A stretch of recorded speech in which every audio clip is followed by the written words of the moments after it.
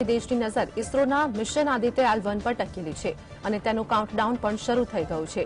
ઇસરોનું આ મહત્વાકાંક્ષી mission PSLV-XL રોકેટની મદદથી લોન્ચ કરવામાં આવશે। તે લોન્ચ થયાના બરાબર 127 દિવસમાં તેના પોઈન્ટ L1 પર પહોંચી જશે। આ બિંદુએ પહોંચ્યા પછી આદિત્ય L1 ખૂબ જ મહત્વપૂર્ણ ડેટા મોકલવાનું શરૂ કરશે। ઇસરો દ્વારા નક્કી કરાયેલો L1 પોઈન્ટ એ સૂર્ય અને પૃથ્વી વચ્ચેના કુલ અંતરનો 1% છે, એટલે કે 15 લાખ કિલોમીટર દૂર છે, જ્યારે સૂર્યથી પૃથ્વીનું અંતર 15 કરોડ કિલોમીટર છે। ઇસરોના સૂત્રોએ એવી માહિતી પણ આપી હતી કે આદિત્ય L1 અવકાશયાન શરૂઆતના તબક્કે લો અર્થ ઓર્બિટ પૃથ્વીની નીચેની ભ્રમણકક્ષામાં ગોઠવાશે, ત્યારબાદ અવકાશયાન દીર્ઘ વર્તુળાકાર ભ્રમણકક્ષામાં ગોઠવાશે અને છેલ્લે તબક્કે અમારી પ્રપલ્શન સિસ્ટમ દ્વારા 15 લાખ કિલોમીટરના દૂરના અંતરે આવેલા લાગ્રાંગ પોઈન્ટ 1 તરફ પ્રવાસ કરશે। અવકાશયાન આ તબક્કે પૃથ્વીની ભ્રમણકક્ષામાંથી પણ બહાર નીકળીને લાર્જ હેલો ઓર્બિટમાં ગોઠવાશે। દેશમાં 19 મે 2023ના રોજ રૂપિયા 2000ની નોટો ચલણમાંથી બંધ કરી દેવામાં આવી હતી। આરબીઆઈએ જણાવ્યું કે રૂપિયા 2000ની 93% નોટો દેશની બેંકોમાં જમા થઈ ગઈ છે। 31 ઓગસ્ટ 2023 સુધીમાં 3.32 લાખ કરોડના મૂલ્યની 2000 રૂપિયાની નોટો બેંકોમાં પાછી આવી ગઈ છે। હવે બજારમાં માત્ર 24 લાખ રૂપિયાની નોટો જ ચલણમાં છે। જુલાઈમાં 2000 રૂપિયાની 88% નોટો દેશની બેંકોમાં જમા થઈ હોવાની આરબીઆઈએ જણાવ્યું હતું। આરબીઆઈએ 2000 રૂપિયાની નોટને જમા કરાવવા માટે 30 સપ્ટેમ્બર 2023ની ડેડલાઇન નક્કી કરી છે। જો તમારી પાસે હજુ પણ 2000 રૂપિયાની નોટ હોય તો આને ડેડલાઇન પહેલા બેંકોમાં જમા કરાવી દેજો, કેમ કે 2000 રૂપિયાની નોટને જમા કરાવવાની ડેડલાઇન સરકાર લંબાવવાની નથી। આરબીઆઈએ 2000 રૂપિયાની નોટની ક્લીન નોટ પોલિસી હેઠળ બંધ કરવાનો નિર્ણય કર્યો હતો।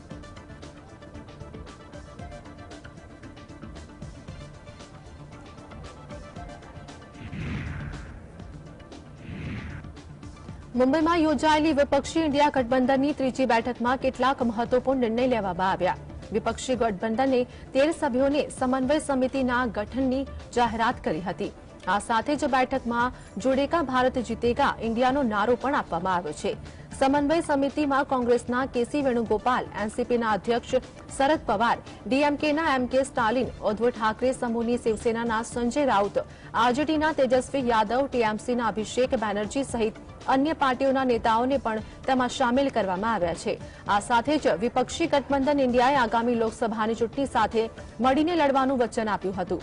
કોંગ્રેસ તેના જયરામ રમેશે સોશિયલ મીડિયા પ્લેટફોર્મ એક્સ પર જણાવ્યું કે ઇન્ડિયા ગઠબંધનમાં સામેલ પક્ષો સાથે મળીને લોકસભા ચૂંટણી લડવાનો સંકલ્પ કર્યો છે।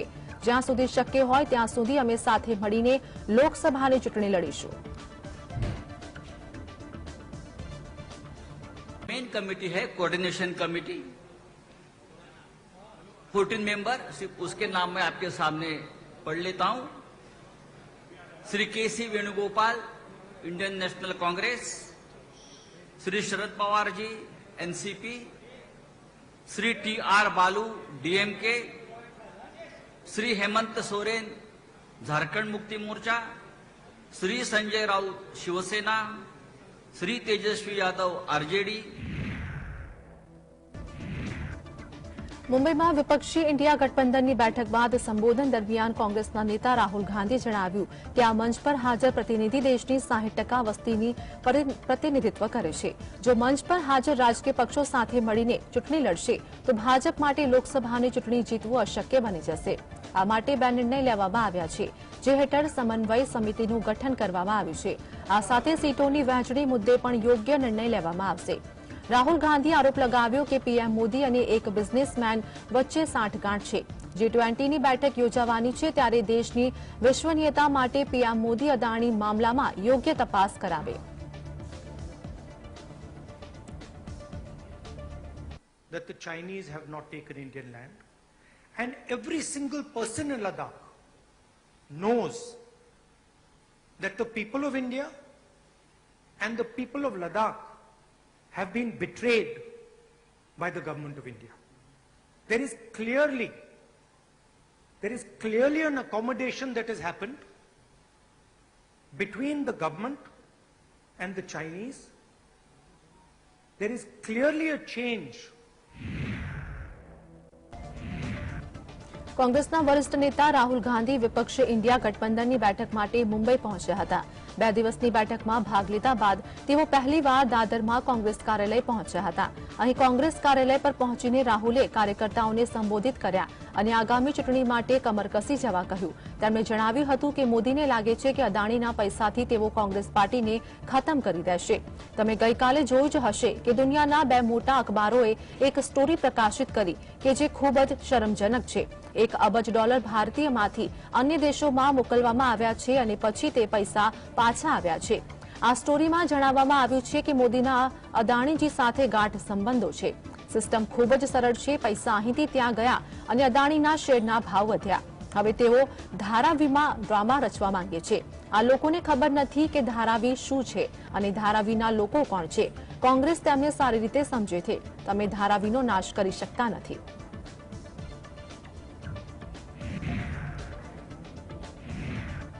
મુંબઈમાં ભારત ગઠબંધનની 2 દિવસીય બેઠક બાદ મમતા બેનર્જી રાહુલ ગાંધીથી નારાજ દેખાયા. વાસ્તવમાં મીટિંગ પછી રાહુલ ગાંધી અદાણીનો મુદ્દો ઉઠાવ્યો હતો, જેના વિશે મમતાએ કહ્યું કે રાહુલે આ મુદ્દે અચાનક ઉઠાવ્યો. તેમણે આ મુદ્દા પર ચર્ચા કરતા પહેલા વિપક્ષી ગઠબંધન ઇન્ડિયાના સાથી પક્ષો સાથે પણ વાત કરી ન હતી. શું આ યોગ્ય છે અને વ્યૂહાત્મક ચાલ છે? મમતાએ વાતચીત પણ નારાજ છે કે કોંગ્રેસ બંગાળમાં ડાબેરી પક્ષો સાથે ગઠબંધન કરવામાં આનાકાની કરી રહી છે.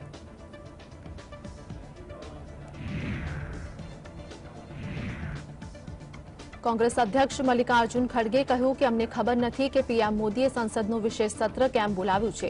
મણિપુર સળગી રહ્યું છે ત્યારે વિશેષ સત્ર ન બોલાવાયું. લોકો કોરોનાને લઈને ચિંતિત હતા, પછી બોલાવવામાં ન આવ્યું. પછી હવે શું કામ? તેઓ સરમુખત્યારશાહી તરફ આગળ વધી રહ્યા છે. કોંગ્રેસ અધ્યક્ષ મલ્લિકાર્જુન ખડગે કહ્યું કે તમામ નેતાઓએ આ બેઠક સારી રીતે ચલાવી. કેન્દ્ર સરકાર પર નિશાન સાધતા તેમણે કહ્યું કે પીએમ મોદી ₹100 વધારે છે અને ₹2 ઘટાડે છે. उन्होंने तो हमेशा मोदी जी झूठ बोलते ही रहते हैं, लेकिन लोग उनको सच समझते हैं. लेकिन अभी भी मराठी में एक कहावत है, खोटा बोला पण रेटून बोला. तो ऐसा उनका है. इसीलिए सब झूठ बोलते जाते हैं, लोगों में भ्रम डालते हैं. तो वो सबको हमको एक्सपोज करना है, हम करते रहेंगे.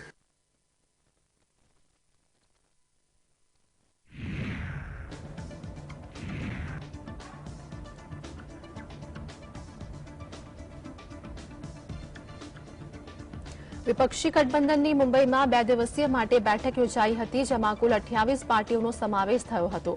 આ બેઠકના સમાપન થતાં કોંગ્રેસ અધ્યક્ષ મલ્લિકાર્જુન ખડગે કેન્દ્ર સરકાર પર નિશાન સાધતા પત્રકાર પરિષદમાં નિવેદન આપ્યું હતું. તેમણે કેન્દ્ર સરકારને તાનાશાહી સ્થાપિત કરતા હોવાનું જણાવ્યું હતું. મણિપુર હિંસાના સમયે, કોરોના સમયે ચીન દ્વારા ભારતીય ક્ષેત્રો પર હક જાહેર કરતા સમયે, નોટબંધીના સમયે આ તમામ કપરી સ્થિતિઓમાં સંસદમાં વિશેષ સત્ર બોલાવવામાં આવ્યું ન હતું. તો ત્યારે વિપક્ષી ગઠબંધન પછી તુરંત કેમ સંસદ સત્ર યોજવામાં આવ્યું? તે સહિત તેમણે વધુમાં કહ્યું કે પીએમ ક્યારેય પણ ગરીબોને મદદરૂપ થશે નહીં. તે માત્ર ઉદ્યોગપતિઓ માટે કામ કરશે.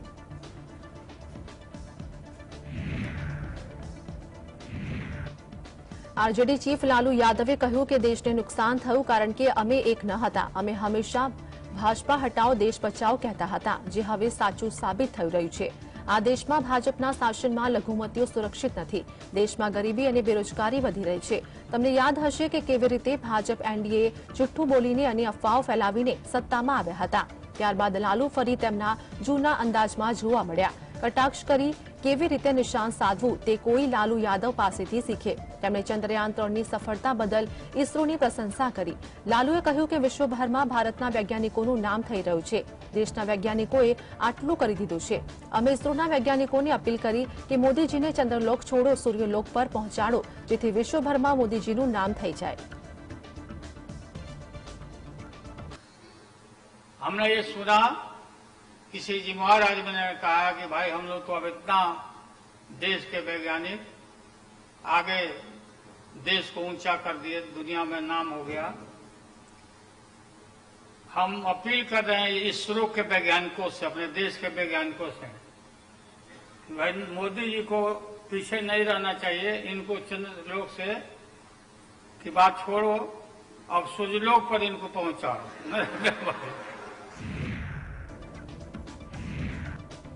વિપક્ષી ગઠબંધનની મુંબઈમાં 2 દિવસીય બેઠક સમાપ્ત થઈ ચૂકી છે. તેના પછી પત્રકાર પરિષદ યોજવામાં આવી હતી.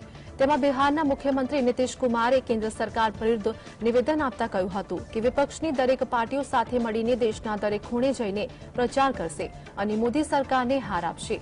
જો ભાજપની હાર થશે તો દેશમાં લોકતંત્રની સ્થાપના થશે. વધુમાં તેમણે કહ્યું હતું કે દેશના ઇતિહાસને ભાજપ બદલવા માંગે છે, પરંતુ વિપક્ષ મક્કમતાથી તેમનો સામનો કરશે અને તેમની યોજનાને સફળ થવા દેશે નહીં.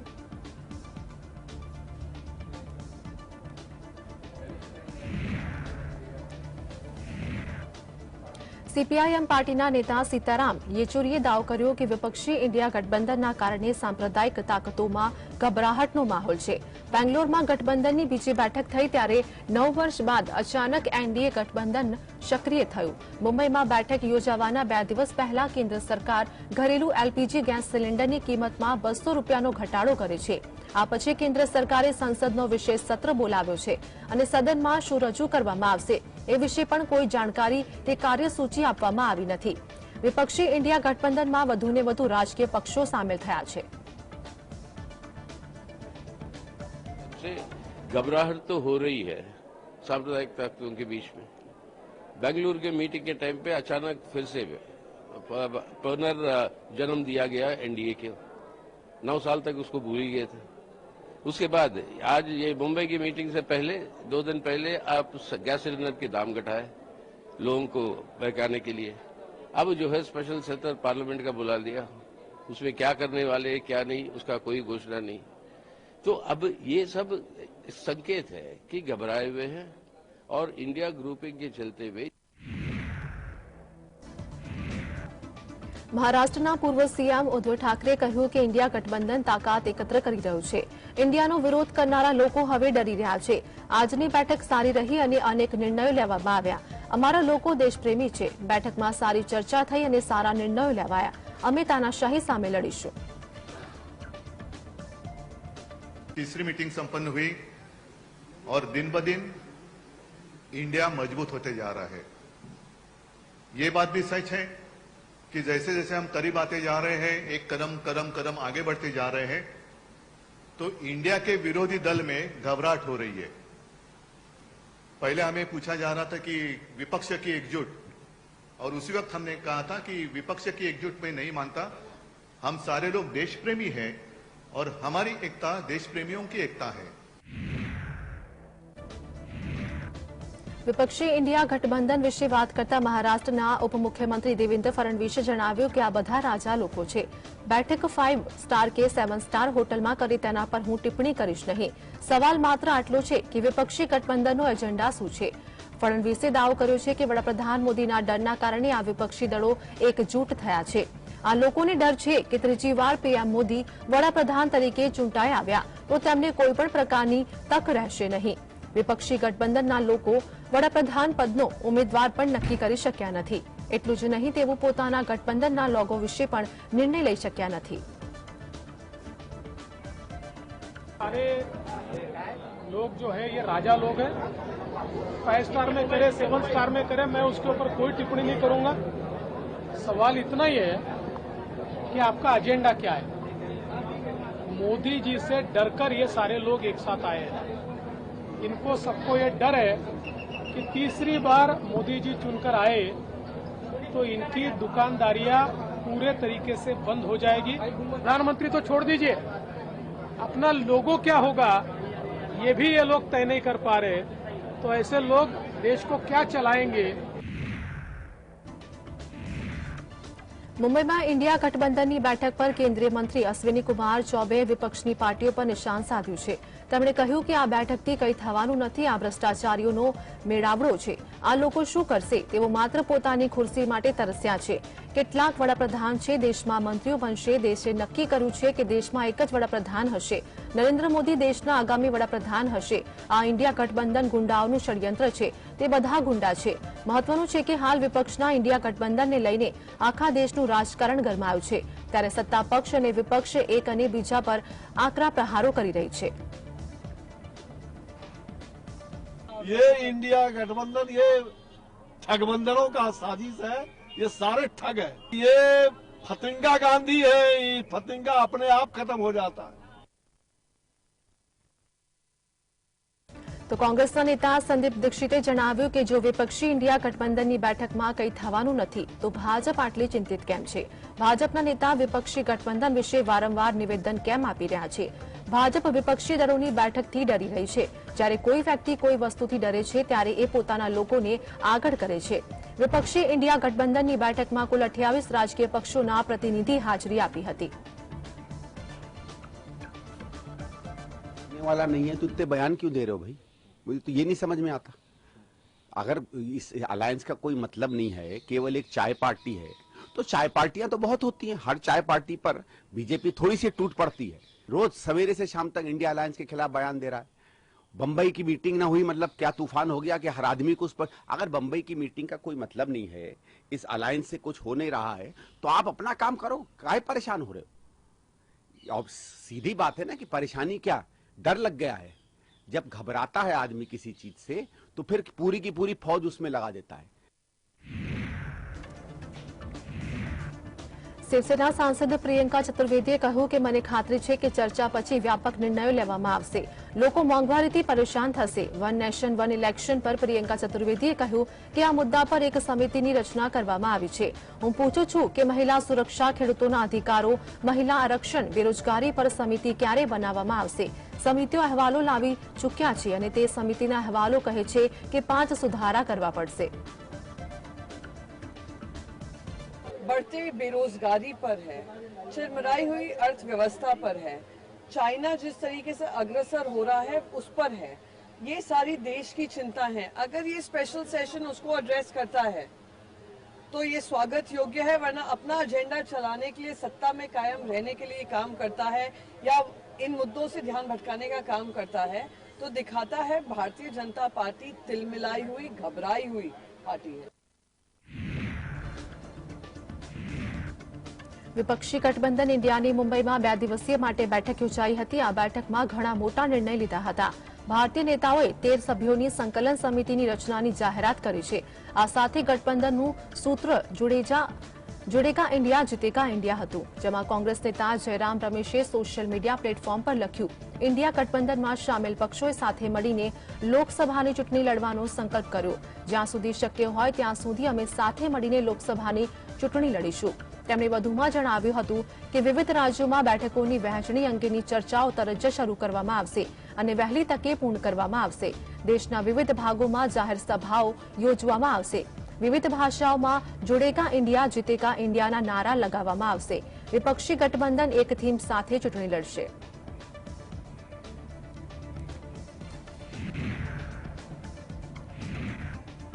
મધ્યપ્રદેશના પૂર્વ મુખ્યમંત્રી અને કોંગ્રેસના નેતા કમલનાથે વન નેશન વન ઇલેક્શન પર પ્રતિક્રિયા આપતા જણાવ્યું કે આ પ્રક્રિયા સંભવ નથી, પરંતુ તેના માટે બંધારણમાં સુધારાની સાથે રાજ્યોની મંજૂરીની પણ જરૂર પડશે। ભાજપ હરિયાણા અને મહારાષ્ટ્રમાં સદનમાં પ્રસ્તાવ પસાર કરીને વિધાનસભા ભંગ કરી શકે છે, પરંતુ વિધાનસભાના કાર્યકાળને આવી રીતે ઘટાડવું યોગ્ય નથી। બિન ભાજપ શાસિત રાજ્યોમાં આ શક્ય થાય તેની શક્યતા ઓછી લાગે છે। केन्द्र सरकार कायदा पंचनी रिपोर्टने टांकीने जणाव्યું કે દેશમાં અલગ અલગ ચૂંટણી યોજવાથી સરકારની તિજોરી પર બોજ પડે છે। બંધારણના વર્તમાન માળખા પ્રમાણે દેશમાં એક સાથે ચૂંટણી યોજાવી શક્ય નથી અને આ માટે કાયદા પંચના અહેવાલમાં બંધારણમાં સંશોધનની ભલામણ કરવામાં આવી છે। ये केवल संविधान में संशोधन राज्यसभा और लोकसभा में हो जाए उससे संभव नहीं, राज्यों को भी स्वीकृति देनी पड़ेगी। पर जो राज्य बीजेपी के हैं वो वहां अपनी विधानसभा भंग कर सकते हैं, जैसे कि हरियाणा हो गया, महाराष्ट्र हो गया, ये उनकी सरकार। वो तो एक लाइन का आपको कैबिनेट में प्रस्ताव पास करना है कि विधानसभा बंद हो जाए। મહારાષ્ટ્રના પૂર્વ મુખ્યમંત્રી અને કોંગ્રેસના નેતા પૃથ્વીરાજ ચૌહાણે જણાવ્યું કે સરકાર વિપક્ષી ઇન્ડિયા ગઠબંધનથી ડરી ગઈ છે। મહત્વના મુદ્દાઓ પરથી ધ્યાન ભટકાવવા માટે આ કેન્દ્ર સરકારે સંસદનો સ્પેશિયલ સત્ર બોલાવ્યો છે। ગણેશ ચતુર્થીના પાવન તહેવાર દરમિયાન આ સત્ર બોલાવવાની જરૂર શું છે? કેન્દ્ર સરકાર હિન્દુઓની લાગણીને જાણતી નથી. વન નેશન વન ઇલેક્શન વિશે તેમણે કહ્યું કે કેન્દ્ર સરકાર ઈચ્છે છે ત્યારે ચૂંટણી યોજી શકે છે. જો સરકાર લોકસભાની ચૂંટણી વહેલી તકે યોજવા માંગે છે તો એ પણ કાયદાકીય રીતે કરી શકે છે. વિશેષ સત્ર દરમિયાન જો તેઓ કોઈ મહત્વપૂર્ણ બિલ પસાર કરવા માંગે છે તો એ વિશે વિપક્ષી દળોને જાણ કરવામાં આવે. इससे एक बात तो साफ है कि आज इंडिया अलायंस की बैठक हो रही है तो सरकार की बौखलाहट बढ़ गई है. सरकार पैनिक मोड में चली गई है और ध्यान बटाने के लिए ये कुछ चीज़ें हो रही है. मुझे तो बड़ा आश्चर्य लग रहा है कि 5 दिन का विशेष सत्र पहली बार, जब भी कोई इमरजेंसी नहीं है, कोई आवश्यकता नहीं है. हमारा शीतकालीन सत्र तो नवंबर दिसंबर में होता ही है, तो ये गणेश चतुर्थी के त्योहार के बीच में ये सत्र लाने की क्या जरूरत है. સમાજવાદી પાર્ટીના સાંસદ રામગોપાલ યાદવે જણાવ્યું કે કેન્દ્ર સરકાર સંસદીય પ્રણાલીના નિયમોનું ઉલ્લંઘન કરી રહી છે. જો કેન્દ્ર સરકારે સંસદનું વિશેષ સત્ર બોલાવવા માંગતી હતી તો એ મુદ્દે વિપક્ષી દળોને આ મુદ્દે જાણ કરવાની જરૂર હતી. પરંતુ વર્તમાન સમય એવો છે કે વિપક્ષી દળોના નેતાઓ અને સાંસદ સભ્યોને જ સ્પેશિયલ સત્રના એજન્ડા અને કાર્યસૂચિ વિશે કોઈ ખ્યાલ નથી. વન નેશન વન ઇલેક્શન કમિટીના અધ્યક્ષ તરીકે પૂર્વ રાષ્ટ્રપતિ રામનાથ કોવિંદની નિમણૂકની સંભાવના વિશે વાત કરતા સમાજવાદી પાર્ટીના નેતાએ જણાવ્યું કે પૂર્વ રાષ્ટ્રપતિને કોઈપણ પદ પર નિમણૂક ન આપવી જોઈએ. પહેલા વન નેશન વન ઇલેક્શન પર ચર્ચા થવી જોઈએ અને ત્યાર પછી જ નિર્ણય લેવો જોઈએ. स्पेशल सेशन अगर बुलाना था तो ये मर्यादा के अंदर होता केंद्र सरकार के कि वो विपक्ष की सारी पॉलिटिकल पार्टी से एक इनफॉर्मल सही लेकिन बातचीत कर लेना चाहिए था. अब किसी को कुछ पता नहीं क्या है, वरना जब सेशन बुलाया जाता तो बाकायदा उसकी क्या कार्यसूची है, किस किस दिन से बैठेंगे, उसमें क्या डिस्कशन होगा, कौन से बिल हैं, क्या चीज है, कौन से प्रस्ताव है, क्या रिजोल्यूशन है, कुछ भी किसी को नहीं मालूम. जैसे बिल्कुल गांव का प्रधान कोई अपनी मीटिंग बुला ले, जब जो चाहे सो लिख ले, वही स्थिति है इस गवर्नमेंट की. કેન્દ્ર સરકારે વન નેશન વન ઇલેક્શન માટે કમિટીનું ગઠન કર્યું છે ત્યારે ઉત્તર પ્રદેશના મુખ્યમંત્રી યોગી આદિત્યનાથે જણાવ્યું કે આ અભિનયનીય પ્રયાસ છે. દેશમાં સર્વાંગી વિકાસ માટે આ ખૂબ જ જરૂરી છે. વારંવાર ચૂંટણી યોજવાથી અનેક કાર્યોમાં અવરોધ ઉભા થાય છે. કોઈપણ રાજ્યમાં ચૂંટણી યોજવામાં 1.5 મહિનાનો સમય લાગે છે. આ માટે જરૂરી છે કે લોકસભા વિધાનસભા અને અન્ય તમામ પ્રકારની ચૂંટણીઓ એકસાથે યોજવામાં આવે. વર્ષ 2018માં પણ આ વિશે અટકણો વહેતી થઈ હતી. આ સાથે જ વિપક્ષી દળો કેન્દ્ર સરકાર દ્વારા કમિટી ગઠન કરવાના નિર્ણયનો વિરોધ કરવામાં આવ્યો છે. સમાજવાદી પાર્ટીના નેતા સ્વામી પ્રસાદ મૌર્યએ કેન્દ્ર સરકારના નિર્ણયને લોકતંત્ર અને બંધારણની હત્યા સમાન ગણાવ્યું છે. लोकतांत्रिक व्यवस्था में सरकारों की स्थिरता के साथ साथ विकास के लिए भी एक गतिमान सरकार चाहिए.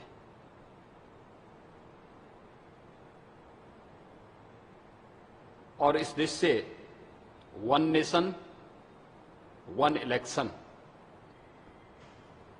यह एक अभिनंदनीय